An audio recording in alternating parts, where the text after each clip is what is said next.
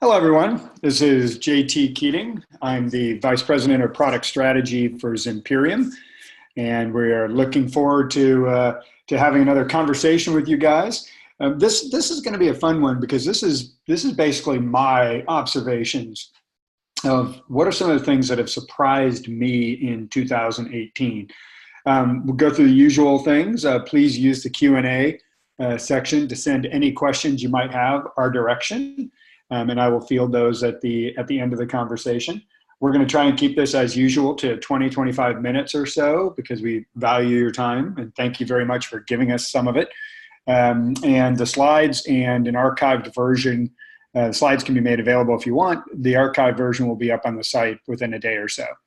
So without any further ado, oh, and by the way, we've disconnected the chat capability because we always have difficulty with it. Things get lost in translation. So even if you have any questions about technical stuff, please just drop that in the Q&A. So, like I said, this is JT's kind of thought process of, as I look back at 2018, as somebody that's been in security for 20 years, somebody that's been in mobile security for 3 or 4 years now, what were some of the surprises to me personally in 2018? And I also do, along with some of my colleagues, a lot of our research blogs. We also do the global threat research. I have the pleasure of being able to work with a lot of customers and talk to the analyst firms. So this is kind of a compilation of those things. So it is a potpourri, if you will, of things that have surprised me in 2018 as it pertains to mobile security. The very first one, we talk about mobile security, right? So there's two components of that, obviously. There's mobile and there's security. The first thing that still shocks me is that most organizations really still do not appreciate mobile scale. Here's a particular analysis. You got thousands of these. But if you just look at desktop versus mobile and tablet, put mobile and tablet together, almost 2/3 of the devices that are accessing our networks are mobile. So, but when I talk to people, it's almost kind of like, yeah, we kind of know they're out there. And yeah, we're providing some access. And well, how many of them do you have? I mean, I was with a major company talking to the top security folks. And I was like, well, how many mobile devices do you have? Yeah, we don't know. We don't know. We have no clue.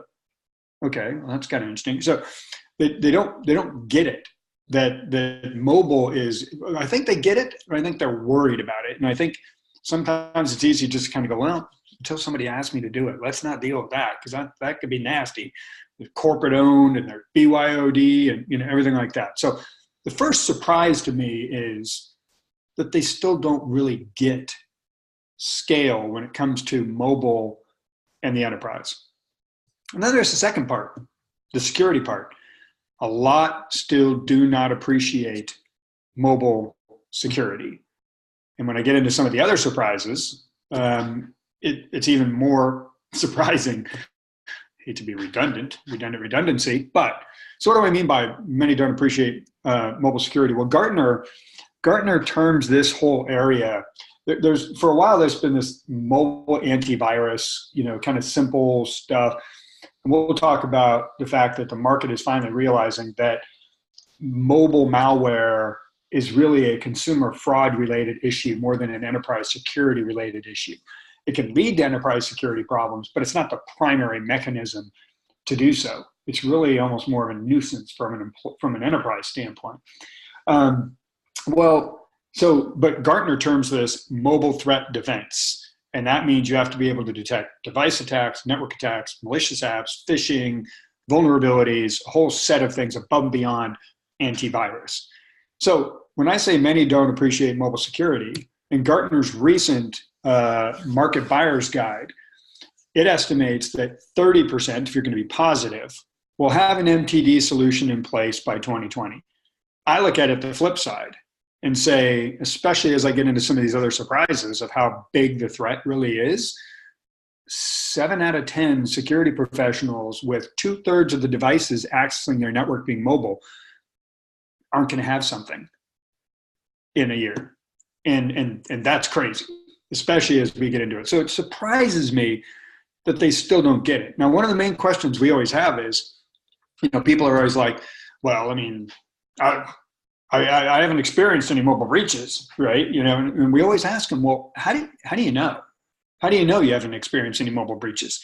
You had a breach that you told us about, and you said it started in the server room deep inside of the corporate firewalls. That doesn't make any sense, right? So it's like, how do you know you haven't had any mobile breaches?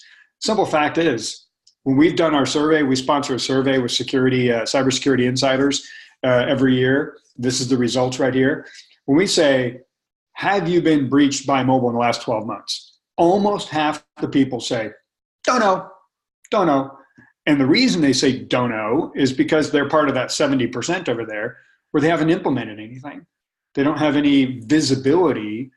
So even though they are being breached, they are being attacked, which I'll talk about here in a second in the next surprise, it's still shocking to me that professionals, now I will get to a thing here, one of the big surprises, which is a very good thing in a few minutes in terms of who's responsible for this stuff, and it will shed a little bit of light on this. But right now, over half the organizations just are like, I have no clue.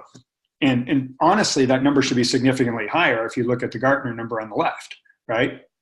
Now, something else I think is pretty interesting here is, of the people that gave an answer, yes, I've been breached, no, I have not been breached, that 15%, if you basically say, okay, let's put aside the 42, and let's only deal with the people that actually claim to have visibility over here, that 15% is a quarter of that group, which means if you actually said, let's assume that it's correct, at least 25% would say that they've experienced some form of a mobile breach.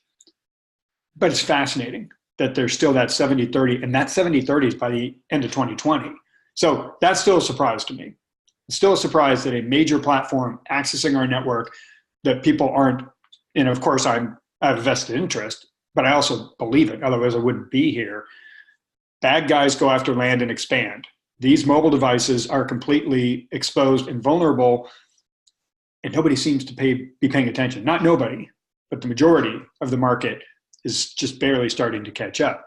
So maybe it's, maybe they're saying, well, like I said, there isn't any threats.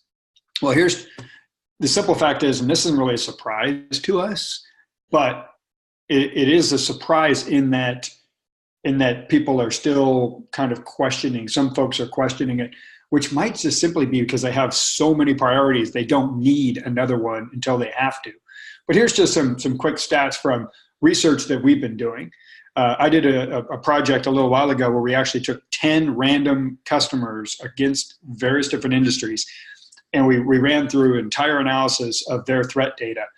And the 50.1 number is the average number of risks and threats across that, I think it was roughly 100,000 devices across those different industries for this random sample. So 50 risks and threats per device. And again, the people with no visibility have no clue about that, right?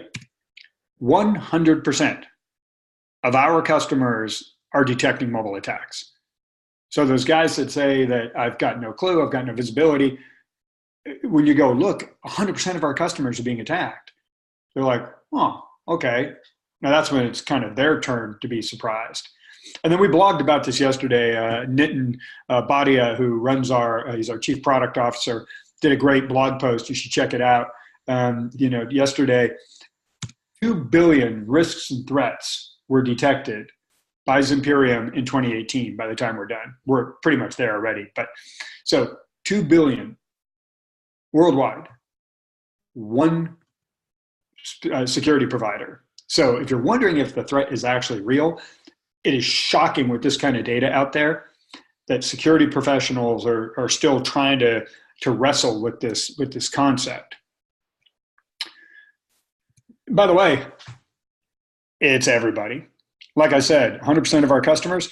Now, if 100% of our customers were all in financial services, or all in federal governments, or all in healthcare, the ones that you just kind of assume are going to be targeted on mobile and assume are going to be targeted, period. But we got law firms, got consulting firms, we got oil and gas, we've got, I mean, just literally across the board, every single industry is being attacked. And that actually for me is surprising. It's surprising that, because you kind of need that combination of the movement to mobile, and then what data is there that if I get through mobile, that I can get over to either data or devices inside the corporate network that have value. But literally, like I said, 100% of our customers, and our customers are across almost every major SIC worldwide. So every industry is being attacked. And that was a surprise to me. The other thing that was surprising is the mainstream folks seem to have caught up sometimes before even the industry folks. These are all various different places where articles have been written about mobile threats and mobile strategy in 2018. I mean, these are like mainstream, right down the middle, every single thing you could possibly imagine, from the Wall Street Journal to Forbes to Fortune to Fox to CNN, Washington Post, et cetera, et cetera, et cetera. So it's been surprising how quickly and how directly mainstream publications have picked up on mobile security and mobile threats as something we've really got to be paying attention to. This is fascinating to me, and it's fascinating to me in multiple ways. It is surprising to me, even though I know the reality of all the threats I was just talking about. This is from RSA. We have some other sources of data from other places that just basically reinforce the exact same thing. The left chart talks about the transaction volume by channel: web, mobile browser, mobile app. And you can see that roughly, 65% of the transactions, consumer transactions, are now being done on mobile or a mobile browser. Mobile app, mobile browser, okay? If you go and look at I'm sorry, I got that wrong. It's 56%, sorry. So 56% of the transactions will be done over there. But 71% of the fraud originated on mobile. And again, we've got this from multiple sources. In the interest of time, I just put one in here. So it is surprising to me that number is so high, even though it probably shouldn't be. But the other thing that's surprising to me is, if 70+% of the fraud is occurring on mobile devices, and given the fact that mobile devices have a blend of personal and corporate, that means a huge percentage of these devices are a risk to the enterprise, because they've already been compromised in some way, shape, or form. So that to me was interesting, and it was a surprise. But it was a surprise only until we actually did a project where we've installed our technology. We have one approach to our technology, which I'll talk about a little bit later, but it's called ZApp. It's a software development kit where you can literally take our engine and drop it directly into any mobile app. We've got an infographic that's on our site, and we've actually done full webinars on this. But one of our customers, major bank, rolled it out to over 25 million mobile banking users. And in the first 30 days, we detected so many attacks that even by the bank's estimate, we gave them visibility to help protect their customers from almost $1 billion worth of potential fraud. What did we find in that first 30 days? Well, what we found was that 80% of the devices that were compromised that could lead to that fraud, 80% of them, the device was compromised itself. One of the main things that we've been saying, but the market is now recognizing it, is that device compromises is the end game. In mobile, apps can't play with apps. They're all in containers. And so as a result, if you have a malicious app by itself, it can wreak havoc by itself, but it needs to break out of that container by elevating its privilege and compromising the device in order to be persistent and in order to be able to wreak havoc across applications. And we've been saying that forever. We've been saying in mobile, malicious apps is not the big issue. The big issue is, in order to be persistent, which every good, and I mean talented, not good morally, hacker will do, is you need to compromise that device and remain persistent.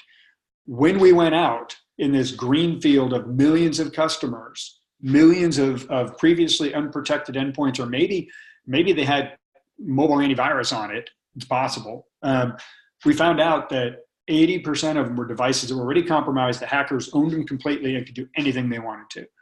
The other thing that was interesting is 12% were under a network attack, meaning the network was owned by the bad guy exactly when they were doing their mobile banking session, which is roughly 7 minutes long. But the big surprise here was that device compromises have become recognized as the end game in mobile, not malicious apps. And that's a big change and a very important change, because it sets up what do you need to do differently from a defense standpoint. Phishing. Mobile phishing arrived. Now, mobile phishing was here beforehand, but mobile phishing is now truly being recognized as a legitimate threat. And the surprise is that people, finally caught on, because it's been around there for a little while. And even though there's all sorts of stuff we can talk about in terms of, well, how is it more effective? It's a smaller screen size, so people can't pay as much attention, and it's easier to fool them, and you could use text messaging as well, et cetera, et cetera.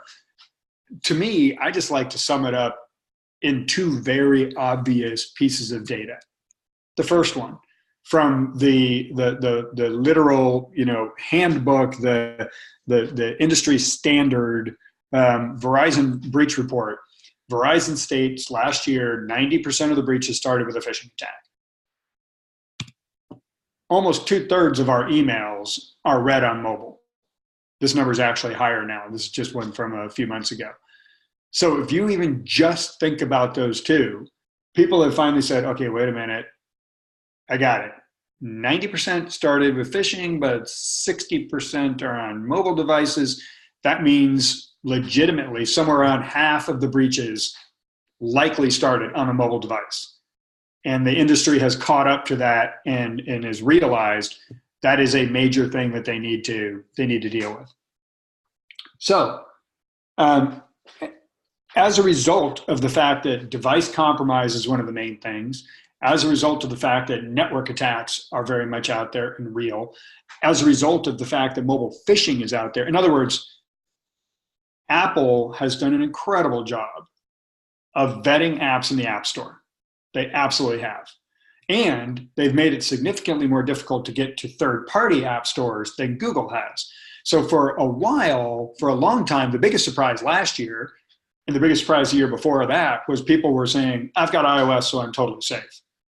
So the surprise now is, for whatever reason, whether it's because of the recognition of the fact that phishing's out there, whether it's a recognition of the fact that device compromise is the main goal now, everybody knows you got to protect iOS.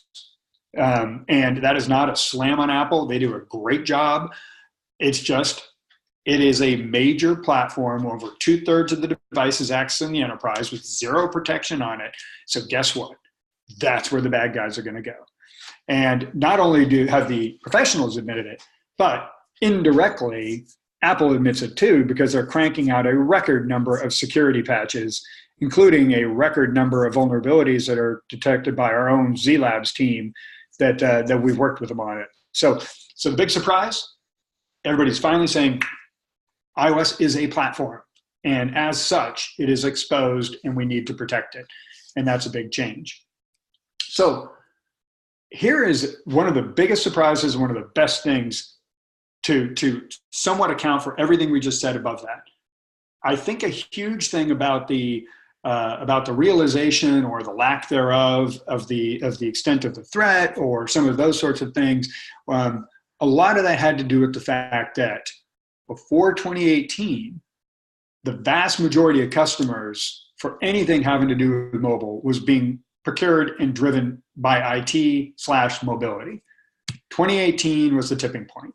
And we've seen this directly in our customer engagements. Now, the majority of these solutions are being purchased by security. So I think previously it was a security related issue, but the surprise was it was being handled outside of security. Now, every single deal that we're talking with, every single customer, every single project, whether it's to protect mobile apps or whether it's to protect mobile devices, security is the buying center. And that is a very good sign for everybody going forward, if you ask me.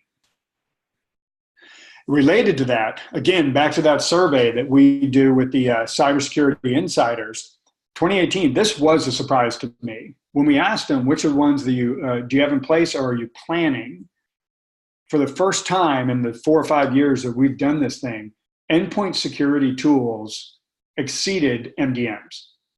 So the tipping point in 2018 was we now want to make sure that we are securing these things and not just managing them. And that, I think, is a very big surprise. This is not a surprise to me that auditors now consider mobile devices endpoints. And by that, what we mean is an endpoint is an endpoint is an endpoint. If you got patient data sitting on a laptop, it's the same as if you got patient data sitting on a server. It's the same as you got patient data sitting on a tablet. It doesn't matter what device you're on. If something like HIPAA says you must secure your endpoints against these attacks, an endpoint can include, if a doctor's got a tablet and it's got that patient data, you got to secure it. And you have to use the same antivirus, the same patch management, the same, all that sort of requirements all apply. The surprise was how quickly they did it. Auditors are not known for, lightning speed sometimes because it's usually prescriptive and they kind of catch up with everybody. But auditors across all these different industries, which is part of the reason why all these different industries are buying mobile security, are saying mobile is an endpoint. And that's a critical change. And related to that, governments are getting more punitive. I almost put in here, and I still could, and in fact, I'm just going to say it. One of the things that's been really a surprise to me is that traditionally, a lot of the leading kind of government thoughts and compliance thoughts, et cetera, a large part of them start in the United States. When it comes to mobile compliance, mobile securities, mobile fines, et cetera, currently the United States is behind. Europe is way ahead, especially when it comes to the combination of security and privacy. Australia's got some interesting ones down there as well. So there's other parts of the world. But the governments are definitely getting punitive when it comes to mobile and mobile-related issues. Back in November of 2016, Tesco, a hack that came in from a weakness in their mobile app itself, hackers were able to steal, it says 2.5 million pounds, or I think it actually ended up being like 2.3 or 2.2, but 2.2, 2.3, whatever, million pounds of customers' money were taken from that. That was back in 2016. Well, a month ago, they were fined 16 million on top of that. So 8 times what they lost, and did not get back, by the way, 8 times what they lost is what they got fined. So governments, the interesting thing is, and somewhat surprising, is how aggressively governments are going after mobile security and mobile privacy related issues. Last big surprise is kind of a supplier one, which is Zimperium's been talking forever about the need for on-device protection. And our primary reason, for anybody who's ever heard any of our webinars or any of our conversations, is this. If a bad guy is going to target an enterprise, they're not going to drop an app in the App Store or launch a phishing attack and pray that somebody from that company falls for it. That's a bad model. What they're going to do, because they're very efficient, is they're going to set up a fake Wi-Fi network, or they're going to do a man-in-the-middle attack until they find somebody from that company. So they can be right by the company. They find somebody from that company, and then they compromise the device, as we were talking about earlier. So the bad guys own the network. And if the bad guys own the network, you can't rely on a cloud-based detection capability, which is why Zimperium has always said on device, on device, on device. You have to be able to detect on device. You have to be able to defend on device. In our approach, which I'll talk about here in a second, it's machine learning based. So you have to be able to detect things that are not only known, but unknown. But even before that distinction, the big surprise of this year is all of our brethren in this market keeps trying to talk more and more about on device. Now, what they're doing is they're doing deterministic, known bad detections on device, but they're trying to get as much on device as possible because, as all of our market research has verified, when you're actually detecting things in real time, 100% of the time, network attacks are 90% of the attacks. And that's because that's the way the bad guys are doing it. So the big surprise is how quickly our brethren has tried to pivot to on device because of the reality of the fact that their detection can be completely undermined. Just two quick things on Zimperium related to that. Like I said, our engine is called Z9. It is trained up in the lab and then detects machine learning based detection, known and unknown attacks on device network phishing, and malicious app attacks. All the attacks we've been talking about here. It can be rolled out in two different ways. One is, it's called ZIPS, which stands for Z Intrusion Prevention System. It actually it's next generation antivirus, MTD. It runs 100% of the time on your device. So if you're protecting the device and the data that's on the device, you use ZIPS.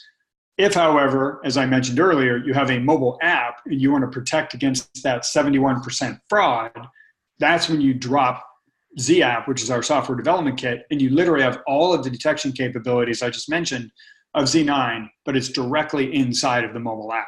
So it depends on the use case and depends on which one of the problems you're trying to solve. So thank you very much. And with that, what I'm going to do is look over to the questions. And so feel free to send some questions in. And I see that there's a few questions here. And so the first one is, do we have stats about iOS security patches that we said increased lately? Yes, I do. I don't have a slide that's here, but I have your information, your name. If you'd like, I can actually send it over to you. We actually update a vulnerability chart that not only is on iOS security patches and vulnerabilities, but also Android. And it's fascinating, especially when you juxtapose the number of vulnerabilities and security patches for the mobile platforms versus traditional platforms like Windows. It just dominates it. Now that might be because Windows is more mature, but it also shows that basically, to answer part of your question, we've been noticing at least a 2 or 3x increase every year over the last 4 or 5 years. But I can provide that information in chart form to you if you would like. And then the next question I think is kind of a combination. It says, lately Marriott announced that yes they did. They have my information. Marriott announced that 500 million customer records were accessed by hackers. Do you have any stats about how many of Marriott's were through a mobile app? I do not, but I will track that down. And when I get you the iOS patch information, I will let you know what we've learned about that side of things as well. But great questions. Thank you very much for sending them in.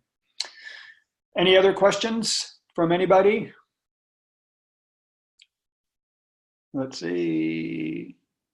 How do we get information about different, how do we get information about different attacks that happen at customers to Z9? Okay, great question. So there's actually a few different parts to that. Z9 itself is the engine that we have a white paper on our website. The machine learning white paper is great. It'll answer some of this question as well.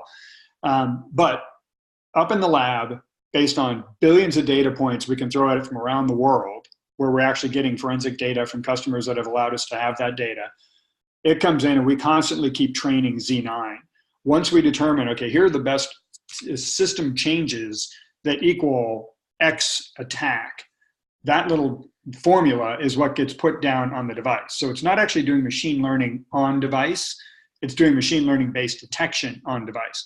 So Z9 itself, when it is doing any detecting, any forensics on the devices, that data is then sent up to each customer's console, what we call Z console. For those customers that allow us to do so, completely anonymized, we take that data And that's part of the billions of data points that come back into the lab. So basically, Z9 detects, it goes up to the Z console. Z console, if it allows, is provided to, the data is provided to Zimperium, and we can continue to retrain, improve the engine, loop it back again. So great, and that's how we get that information. Thank you very much. Great questions. Appreciate it. All right, y'all. Well, thank you very much. If you have any questions after the fact, I am jt.keating, Keating, at Zimperium. Feel free to shoot me any questions, and I'll make sure I get the iOS patch information over to you probably a little bit later on this afternoon because I'm going to be traveling. But thank you, guys, and have yourself a great day.